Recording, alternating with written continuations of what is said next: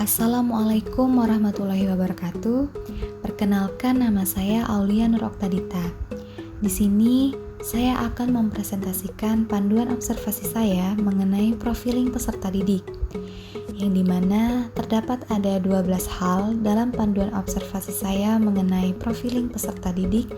Di antaranya yaitu yang pertama perkembangan fisiologis, yang kedua perkembangan kognitif, yang ketiga perkembangan bahasa, yang keempat perkembangan emosional, yang kelima perkembangan sosial, yang keenam perkembangan moral,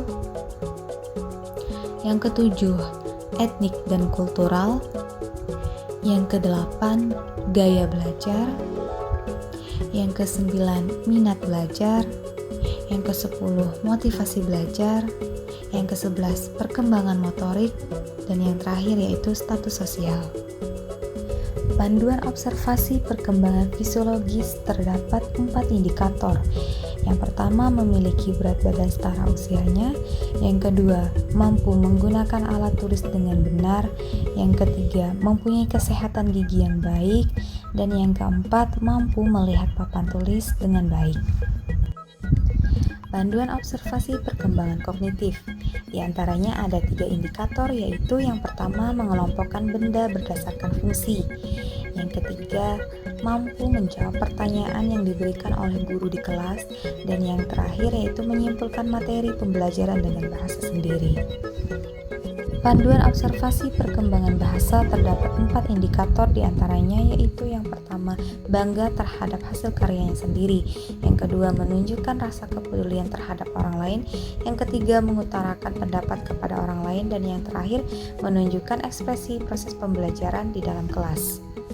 Panduan observasi perkembangan sosial terdapat 4 indikator, diantaranya yaitu yang pertama bekerja sama dalam kelompok, yang kedua berdiskusi kelompok dalam proses pembelajaran, yang ketiga interaksi antar teman sebaya, dan yang terakhir yaitu interaksi dengan guru.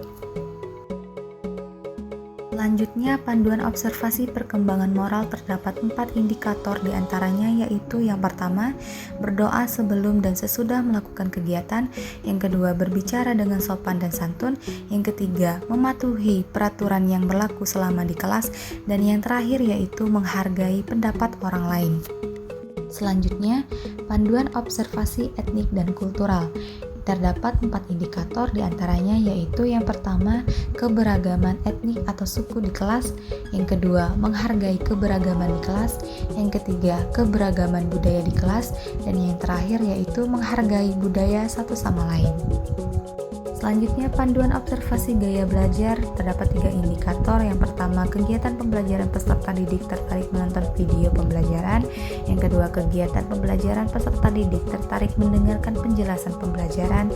Dan yang terakhir yaitu kegiatan pembelajaran peserta didik tertarik memperagakan sesuatu. Selanjutnya, panduan observasi minat belajar. Terdapat 3 indikator, diantaranya yang pertama memiliki rasa senang ketika belajar, yang kedua terlihat aktif dalam kegiatan diskusi kelompok, yang ketiga antusias dengan mengikuti pelajaran. Panduan observasi motivasi belajar terdapat 4 indikator, diantaranya yaitu yang pertama aktif bertanya kepada guru dan antar temannya, kedua aktif berdiskusi dengan teman dalam menyelesaikan tugas, yang ketiga memiliki rasa menyerah saat mengerjakan tugas, dan yang terakhir aktif dalam memperhatikan penjelasan materi dari guru. Panduan observasi perkembangan motorik terdapat 4 indikator. Yang pertama dapat menulis dengan baik, kedua meniru senam atau tarian saat melakukan rutinitas Sabtu pagi, yang ketiga memotong sebuah kertas, yang ketiga memainkan benda-benda yang ada di sekitar. Selanjutnya yaitu panduan observasi status sosial. Terdapat 2 indikator, diantaranya yaitu yang pertama bersekolah berangkat menggunakan alat transportasi, yang kedua uang saku peserta didik di sekolah.